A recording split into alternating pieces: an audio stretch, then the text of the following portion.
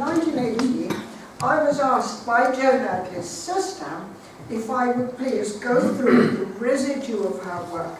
There were 700 tiny drawings, many of them very filthy, tucked in a portfolio under her sister's sofa. She wanted rid of them. So we got on with the job of working out where other places had Eardleys and where we might consider sending them.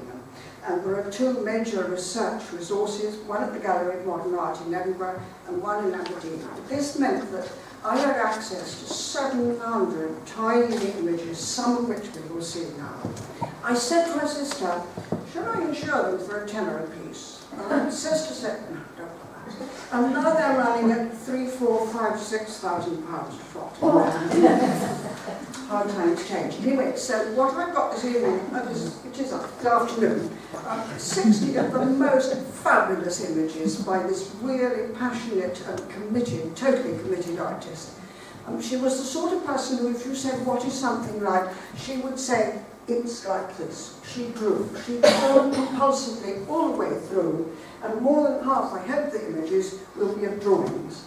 As Angie said, she seemed to divide her life half in Aberdeenshire, in Kincardineshire, in Cataloguing, and half she lived in Glasgow, in a bit of Glasgow called Townhead, which is simply no longer there. It wasn't the Gorbals, which people tend to think, but it was very similar sort of medium. Anyway, so let's go. There is only really one artist I can find whose work is at all similar, and that's Russian painter Chaim Soutine. This is in Cataloguing. This is where she lived for half the year, more or less. These are beehives outside the house that she lived in. And this kind of very splendid, strong colours, strong approach, passionate feel about nature very much represents the country end of Joan. This is the city end of Joan. She made these children. She made pictures of these children endlessly. She did a lot of sketches for the big picture. She would sketch what it looked like when you put your mat over your head, just from here to here. She would sketch what it was like when your neck was a bit showing and rather grubby, when your shirt had come out of your trousers, if indeed it was ever in. Bits of human beings all the way down. She made a myriad of sketches, and this is the kind of finished Russian, the child in the stripy jersey. I think she sold for something like 6,000 not long ago. Not very big. Here she is. Isn't that not wonderful? Look at the little boy. Now, what you see is not a caricature, and it's not in any way sentimental. It's completely straight down the line picture of small boy. The ground behind is intended to show up the child's head. This is the sort of, it's done without sentimentality, a great feeling of sympathy and empathy for the small child, as you could see from the slide before. All our children are made with a great deal of understanding of their human nature. They came flooding into her studio saying, will you paint me, will you paint me? And then very often they wouldn't sit still. Sometimes she would get them to hold hands, because that stopped them for a minute or two, but mostly it was an instant sketch. Now this is the other end of her world. This is Cataloguing, where she lived for the other half of the year. Well, I'm not quite sure how she divided it. Anyway, could we have the next image? And then you'll see how closely. Can you see? This was painted in 1950. This is the end of the houses, the pier at the very bottom of this steep little village called Cataloguing. The paint, you see, is thick and rough and free, and really quite expressionist, but at the beginning of her career, she concentrated much more on drawing. This is another late summer picture, which is in the National Gallery of Modern Art.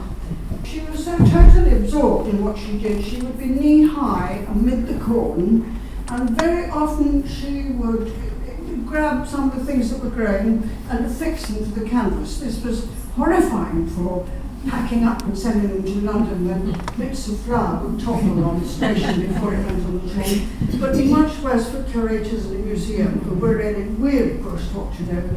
Can you see how deeply ingrained this woman is in what she's doing? The spectrum of colours is really pretty nice on this heavy Scottish sky at the top. the haystack in the far corner. May we go on? Now we're moving back to the beginning of her life.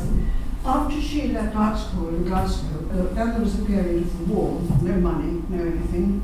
She went to Lincolnshire, where she had been a few years earlier, to make a mural now gone. And this is such, obviously, to me, an English boy, isn't he? Do you see the nice pentimento where she was originally drawing the dog doing that, and then the silly animal put its head flopping. So she started again.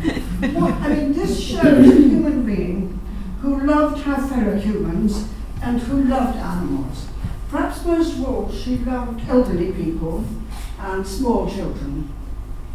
But for a just post-art school person, this is very touching, sympathetic kind of human being. Next one, please, isn't it? This picture is called Mrs. Red Wallpaper. This is in Lincolnshire. I'm told this is a typical Lincoln house where the ceiling is very low. There's usually a sort of ledge along there where you would find plates all the way along, but in this house it's full of everything. There's a tentative pusscat. Where's my light from? Pusscat here, pusscat bowl underneath. She loved tables and she loved chairs. When she was an art student, she made really beautiful drawings. The chairs are almost inhabited on their own. This one reappears, which is rather fun. Anyway, the old lady, sore of foot, very keen to sit down, basing on the table. And if you look at all the objects on the wall, they appear later on. It's this sort of kind of mirror with bamboo surrounds, a sort of a fan, a clock, pictures, there's a fish somewhere. Anyway, the whole thing is a complete clutter. The table's been tipped up and the chair has been tipped in to get everything in, and it's done with a very, very sure hand. At one point, when I was going through the drawings, I didn't have this one, this was already in someone's possession. Her sister rang up and said, "We just found a row of old canvases under the bed and said, we'll just took it out, shall we?" No, I said, no. And they were all unrolled, and they were work she so didn't like that she rolled them up and hoped they would be forgotten forever. They were very expensively conserved, and then they made the family fortune. And the next one is the same old lady. Now the thing is that now the fireplace is over this side. Remember in the other picture it was far side? There's a fish, the clock, things have changed around. This is the artist. Look, there's the chair. And what a lovely chair. Do you remember chairs like that with lips? And a basket chair. And the old lady now has her feet in it. And this is the washing, which is in front of the fire, and the kettle is off the range and sitting on the side. It's all just how you might like it to be, but it's been rearranged for Joan to make a picture. She didn't like it because it's a bit static and the old lady looked rather fierce. For a long time it was thought that the old lady was a widow, and then here is and my delight was to find things that were perhaps not quite together. Every now and then the dealers went through and thought what they wanted. And when I found that, I was able to associate it with the others, and then much more becomes true. She drew in series quite a lot, but she loved chairs. And this is a very special picture. After she'd been to Lincolnshire, she went to France and to Italy. She stayed in Florence and made visits down to a place called Forte dei Marmi, where she drew nets. And this is in somewhere called Versilia, on the way back to Florence from the coast. I emailed my Venetian friend and said, "Where is this?" Well, let's look at exactly what it is. Here's this man who is a caner. Here are his bundles of willow cane. There is a cane chair and a cane chair, and presumably he's sitting on it. Here is his pedestal and a frightfully smart chair. Look at the posh top. And he is caning it. It is the most brilliant little picture. You can see 3 of the 4 legs. He's getting on with the job. My Italian friend emailed back 2 days ago and said, "The picture looks said Gelaio." There he is. She said, these are paving slabs that are a bit irregular, so it's probably a little house in a village. And there was then a website which I went on to, and I saw different sorts of materials. The thing is, she made friends with body as she went, and no doubt she stopped and talked to the man. You can see how filthy this is. It's a tiny little piece of paper. She did this before she went. This is still in Lincolnshire. These are great big farm equipment. Now that's a very powerful big drawing to make, and very complicated imagery. And she gets her head round it really efficiently. Here's the big pole upon which all the material sits. All the farm images. She loved making farm equipment, drawing farm equipment as well. Can you see, look, this is some sort of bridle down here. Here is the sort of equipment that the horse has just taken off. The longer it looks like it, almost Rosinante-like. When you live with this vegetable for any length of time, slowly the smell of the horse starts. Thank you. So Heroica is in Italy, drawing another piece of farm equipment. Oh, sorry. Can I ask a question? How big are all these pictures? You said they're small, but how big is small? This is that picture. I got it all listed. That picture is about this size, like that. After all, there wasn't much paper. I don't know what the purpose of this was, but it was on a roll. It's blue-backed, not the blue you can see at the top, but the outside of it had bright blue backing, and it was held in place with staples. And a lot of the paper she used in Italy was ripped off. Can you see? I mean, those are staple holes up at the top. So it's actually quite big. Again, very simple, very strongly depicted, and beautifully done. Such a sure hand and eye. And can you see in the back the white oxen of Tuscany and the bloke bringing the, whatever it is, what do you think that piece of equipment is? And look, there they are in fancy dress. I'm told that Easter in Florence, the oxen are dressed up and are brought into the square. But she loved animals, and this is the most beautiful little drawing. In Venice, she spent a lot of time inside the Duomo making tiny drawings. This is a very small piece of paper. This will be about 6 inches by 4. And can you see what it is? It's an old lady in front of a little altar. She's on her knees. What entertains the artist is the way that the candelabra behind seems to sort of make a monolithic shape out of said little old lady. So the whole thing becomes one, and it's very small. When she was in Venice, she made slightly bigger drawings from the baby ones. Here is the bigger drawing. Throughout the Venetian Duomo series, there are these wonderful pieces of marble, they're tiling under the floor, the shapes, the marble designs everywhere. Here's the other bit. And look, a small something or other, like the single bookend in the bathroom. And here are some old men. I think one must remember this is also in the Duomo. Tiny piece of paper, torn, and there are some men outside the dig she was in Venice, which on the other piece of paper, on the other end of that small strip. This is after the war, and people were rather emptied of everything, and one hoped that these people, I reckon, are rather old and probably missed the war and are looking for some sort of hope in this world. It seems to me very empathetic kind of fashion of how to depict the elderly somehow. And here's one of these beautiful marble altarpieces, and I think she made a big one of it. This is something about the neck of this man here, which is very touching. I don't know that they've been damaged in the war, these people. I think they're just hopeful. A beggar woman outside. This was among the roll underneath the bed, and she very clearly didn't like it. It's really a bit too formal. It looks like a concertina, so that's why not. But she painted a lot of beggars. She was very sympathetic to the poor, the disadvantaged, the elderly, and as we shall see later on, children. Here is another drawing of an old lady against her back inside the Duomo once more, with all these wonderful markings. Some vague memories of the Mrs. Red wallpaper with her feet in the basin. Joan didn't really like them. She showed some of them when she came back, but on the whole she preferred to bury them. I've no idea how this is. It's really one of the most enchanting. It's been miscatalogued as the old lady sewing. The old lady is quite plainly unpicking, don't you agree? She's called Giuseppina Galli. It says Galli, Giuseppina. And along here it says that she lives beneath in the dormitorio publico. In fact, the old lady lives in the workhouse. What is so touching is not only did she find the old lady to draw, she made this very certain, clear, firm drawing. She made such friends with the old lady. The old lady came and wrote on her picture for her.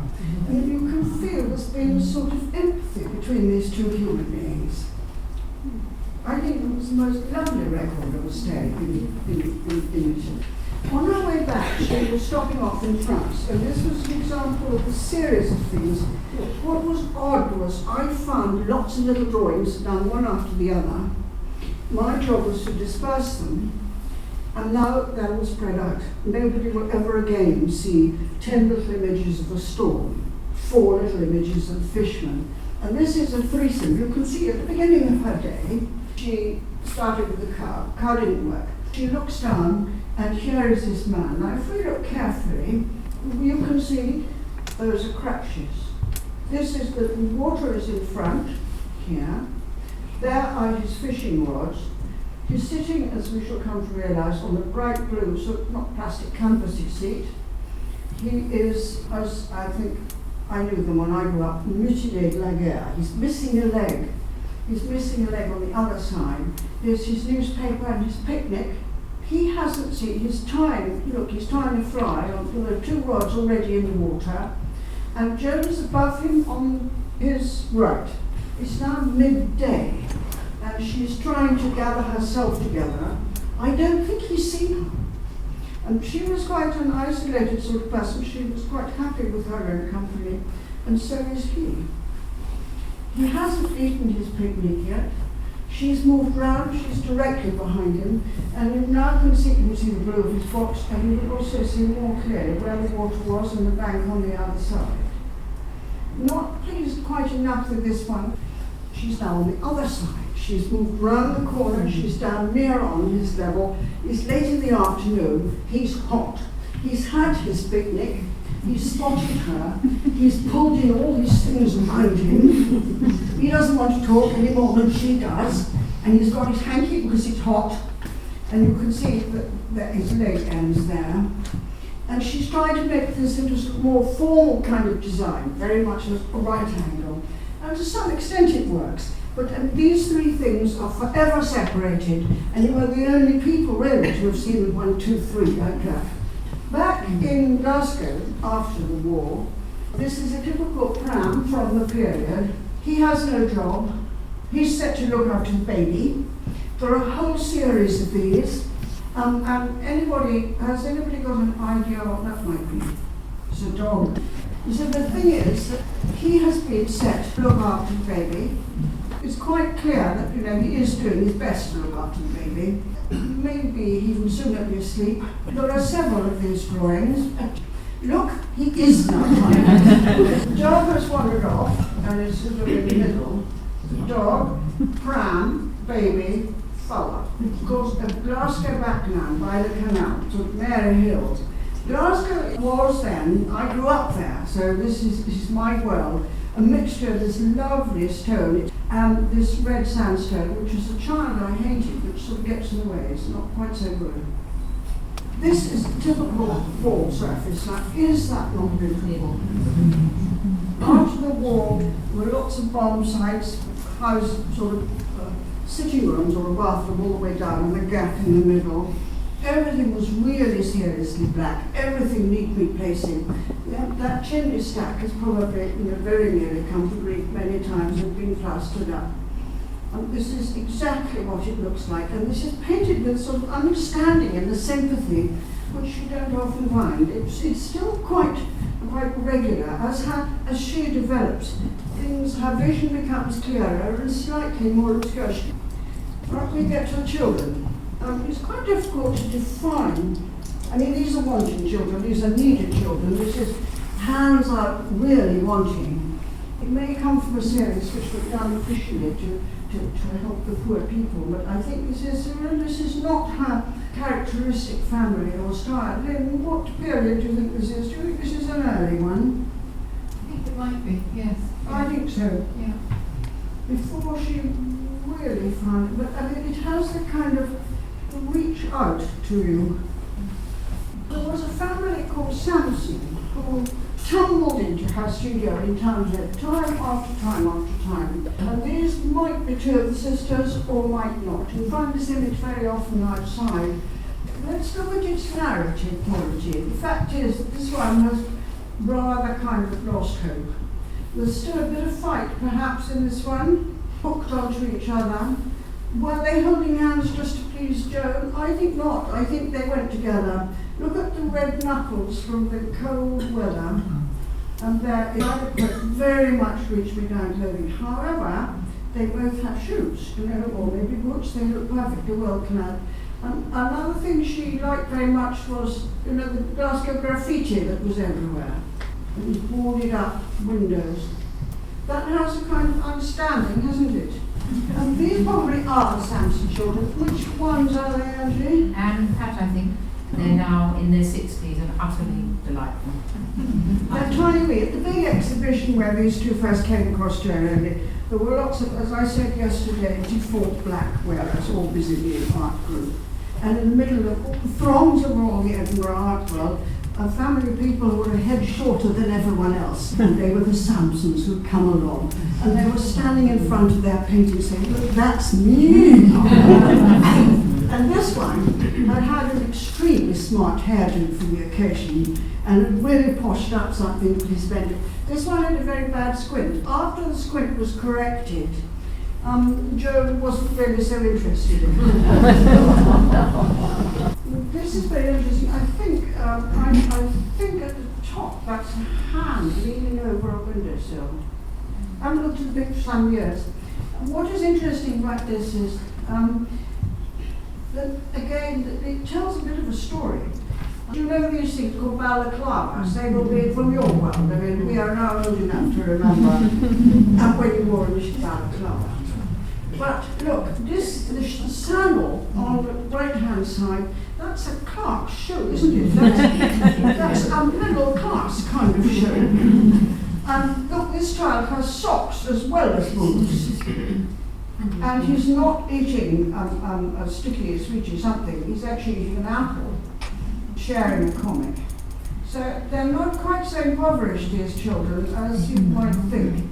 But this has been done with innumerable drawings of that child's neck, how his clothes met, shoes, boots, how trousers came out of, shirts came out of the middle, boy with balaclava. It's all put together after a whole series of drawings. This is probably the biggest narrative drawing of them all, and it has a tremendous tragic quality to it. First of all, this is Port Glasgow, where the cranes are. And this particular, it's actually, I'm thinking Hebden Bridge, it's not unlike where you have a whole block of buildings and then nothing at all. I mean, Glasgow was maybe like Hebden Bridge. Glasgow was built on 7 hills. And it's really quite familiar to find a big block of houses and just stopped on either side and down with the cranes on the far side. This is one of those metal bridges that crosses over a bit of railway line. Angie was talking to me about how the boys are jeering. What really gets me is the fact that only last week, this little one in the middle was quite probably playing with that one. And Ma has said, no, you have to take slightly dotty cousin Jeannie and the baby. And suddenly she sees that from this moment onwards, she is an adult. She has a different role in life. Never again is she going to be playing ball with these ones. They are jeering, but not very seriously. This one is half regretting he's lost his childhood playmate, and she has been thrust into early Glasgow adulthood in a way that one saw all around one. It's a very good shape, this picture. It begins up here, the eye travels down his hand thrown up, down through his arm, past the other brown arm, through the child, right down to the bottom. It's a very strong diagonal, beautiful composition. Now this is very late work. I think this is called the bottom row, I'm not sure. Do you see here, this is confectioners, and it's all boarded up. There are 2 children here squatting, thinking about something, just busy being themselves. Here's a child throwing a ball. This to you English is called hopscotch, which in Glasgow is called peavers. Here's somebody who might be looking after the baby or not. Is this the pup? Is he not propping it up? Baby in typical pram, or slightly broken sort of pram. And two children, they're skipping together. Do you remember doing that? Getting 2 or 3 of you in at once. And I'm not quite sure what this one is up to. They're all square underneath. And what is interesting is the earlier children are in a way portraits of children. Now this has become a portrait of a scene, a portrait of a kind of landscape now gone. She's trying to move on. She's trying to make her vision travel further away from realism, if you like. It's getting wonkier, however you like to express it. She's grown older, these things have been done quicker. We're now moving up to Cataline on the east coast, and here is our Joan artist standing down by the sea, painting a sea picture. There's a wonderful photograph of a very senior Scottish portraitist called Taggart down on the seashore as well, looking frightfully brave with the waves beyond. And in fact, there's a photograph recording it, and a grandchild is holding the bottom of the easel. We're just out of sight of the entire family. The whole thing is a mock-up, but this is for real. This woman found a sort of passion in her life by the sea. The sea's passion became totally reflected in her painting. She had this little bicycle affair, and she piled everything on it. And what? A Lambretta. Thank you. Piled everything on it and take it down to the coast. There were salmon nets around, and these posts recur frequently. Here's one of her enormous, enormous seascapes. Her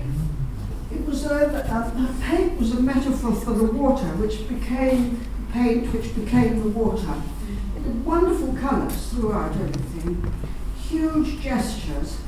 The gestures she made reflected the way the waves were coming in. She felt extremely drawn to the water and the push and the swell of the great waves. She became totally involved. Everything she did with all of herself, like concentrating on the little boy and concentrating entirely on the sea. This is an enormous picture of a big wave. When you stand in front of it, it is completely overwhelming. How big is it when you say enormous? I think the previous one was about 7 by 5. There we are. This might be about I 7. think this is slightly bigger. Do you see the fun tax? I mean, the drawing can watch. This was one of 2 series, 8 tiny drawings that she did. She would stand down there, draw it and pull it off or help it off, and then do the next one and the next one and the next one to watch the storm coming right round the bay. And they were all together, these 2 sets, and I saw the storm cross over all the pictures, and now they're scattered everywhere. Why are they scattered? My job was to arrange for works either to go to study collection or to be sold. And so this sells individually for what, £3,000–4,000. The family have no interest in keeping the whole series together. And what is so lovely is this tiny little touch of pink pastel just popped in. Scotland loves 4 or 5 weathers at the same time. There is the side of the shore. There's one weather out there. Look, sunshine coming down. There's another one here, and Joan is standing in the dry while this storm comes toward her. Here's another one. The storm is very nearly on her. Look, the sunlight is actually hit there to the point where it's lit up with blue. These are tiny. This is about sort of 4 by 6 inches. Wonderful little shafts of colour, really illuminating the scene. Joan painted nets. She drew nets aloft and she painted them. And this tremendous purple palette appears at a particular time. Very, very complicated imagery, quite difficult to tackle, and she's made it work beautifully. She is now down on the shore, and this is a row of houses. She lived first of all in Watery and then the house on the end. And this is one of 2 or 3 sketches. She did a sketch of the middle bit, just that much, with a red house in the middle. Here is the painting that she made on it. It's actually pinker than that. It doesn't have the wonderful purple pastel, but it's actually quite pink. And you can see how the nets were arranged on these poles, spread out so that they would dry. Here's the little red house, and those at that old house, the little two trees at the end. Sun, maybe, a heavy sky, a very heavy sky, and I think the next image is of a photograph. There they are, the row of houses. So you can see how real it was. By now it's becoming quite sooty, like cataloguing in winter. Everything is beginning to tip. Very rarely there's another similar to this, which has people in it, but for the most there were no people in that Catalan paintings. But can you see how closely involved she is with making it? And blissful little pieces of colour, like here and yellow. How she has constructed this scene with these strong shapes and this cerulean blue, which works beautifully. A touch of cerulean blue here, a little bit there, maybe up at the end. She did a lot of work from the end, looking out that way. The sea is out here. The sea is in fact just there. You quite often normally see it. But in this picture, it's obscured. The sun going down, but it's very, very heavy in the skies, and a little scattering of trees. And here is the sea. And I remember handling this one. Joan was an artist who drew to the edge of whatever paper she had. She didn't do tiny little things in the middle. She used to hold the paper. And very often she ran out of paper, so she reached for another piece and shoved that underneath. Quite a lot of the drawings have got 4 or 5 pieces of paper. These are beehives, and this is the wonderful sea beyond. Good weather, a good day.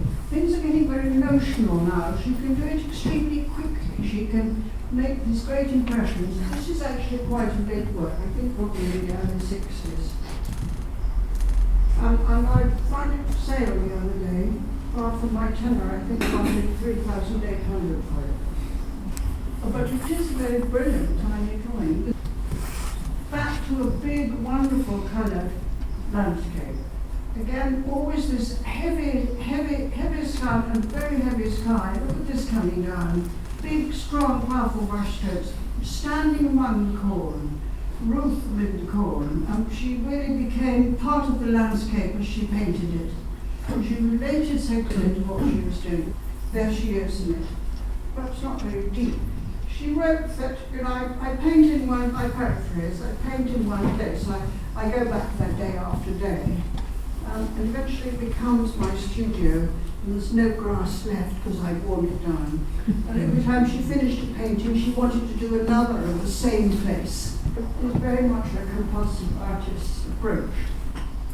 This is actually one of the ones that has got things stuck to it, that has caused people such a lot of problem. What interests me is the sky is becoming really heavy, and Joan was becoming ill. A kind of feeling that there's a heaviness that was building into her soul, into her whole person. Everything she did became more urgent, painted faster. It was more important to draw down and then do the next one. But look at beautiful colours, beautiful colours. You need to see these things. They're very, very vivid when you're standing in front of them. This one gets me particularly. I'm thinking of the Van Gogh picture with the crows. You have seen a lot of Joan Eardley as you drive through the country and suddenly the crows are doing just exactly that. The landscape, when you go around the corner, does precisely this. You can see how deeply embedded in the landscape she is.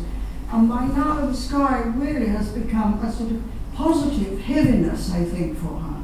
She did a whole series of little drawings from the back of the row, looking over to the next valley, of cows walking into a wood at the top. But here are the cows slowly coming through. At the beginning of the sequence, they're coming up the hill, and at the end of the sequence, they're leaving. And they were done very fast, all in completely different colours. This is the last in the sequence, I think, the cow leaving. It's become even more notional, it's become freer and fiercer and more expressionist, if you like. And it seemed to me, when I lived with these for some time, that she got cold, she got really cold. And in this one, she's too cold to carry on, so she stops. This is the last in the sequence. And then, there are the trees. You can imagine going up there, climbing over the top, and suddenly seeing them. There they are, do you see? So she remained true to her subject, but they were getting very, very expressionist. This is one that I became particularly interested in. But she was ill. By now she'd had back pain for a long time, and it was spreading to her neck, and my theory is that she developed double vision. Because here are two suns in the November night. Another piece of paper was needed, as often happened. Now it strikes me that she wouldn't have troubled to sign this sketch early if she hadn't intended to tell us that she could see two suns. And I find this really rather touching little image. She loved this drawing. There is her signature. I mean, she liked it enough to sign, and that is because she is trying new waxy techniques. When you look at this closely, a lot of the blossom, I think it is, has been created by resist, a little piece of resist all the way through, wax which then shows, so that she had a new way of doing things, and it's becoming very expressionist. Back in the city, she was making tiny little images of the children. This is a window, or possibly not, with graffiti, and here are the three children leaning out of it. One has his tongue out, one has his hands under his chin, and the third is simply gazing out. She used as much graffiti as she could find around, but she also picked up things. I mean, I think she probably started in the countryside, reaching for the fruits of the countryside to stay on the canvas. She comes into town and she carries on doing the same thing. This is in fact a sweetie paper. In England, I know you call them sweets, but in Scots they are sweeties. So a sweetie paper was used. Here are some of the graffiti around. This is possibly no longer a window, but more like the graffiti that was on the walls. The children are still there, tongue in. I think she was trying to see if she did this tiny little image often, she would see her work moving forward to look something different, and she couldn't lose the children. They simply wouldn't disappear. And shortly before she died, she went to France. So I thought I should have a tiny little drawing for you, because this is the far end of her life, from the very early drawing. This is Mrs. Red wallpaper with the pusscat. Here is another pusscat looking out over the balcony. There is a bird in a cage, a French sort of advertisement. This is in south of France. Shutters, rather rickety roofscape, light inside, the most beautiful balcony rails, and she is from underneath looking at this. Is tiny and very, very vivid, and shows you how far she has changed from the very early pictures that were done, that were so representative but so utterly matured. I think the next slide, called Sheep on Leaves. A leaf is a turnip, and it's a sort of imagery that happens all around us. And by now, the hedge, this is what it looks like in the borders at this time of year.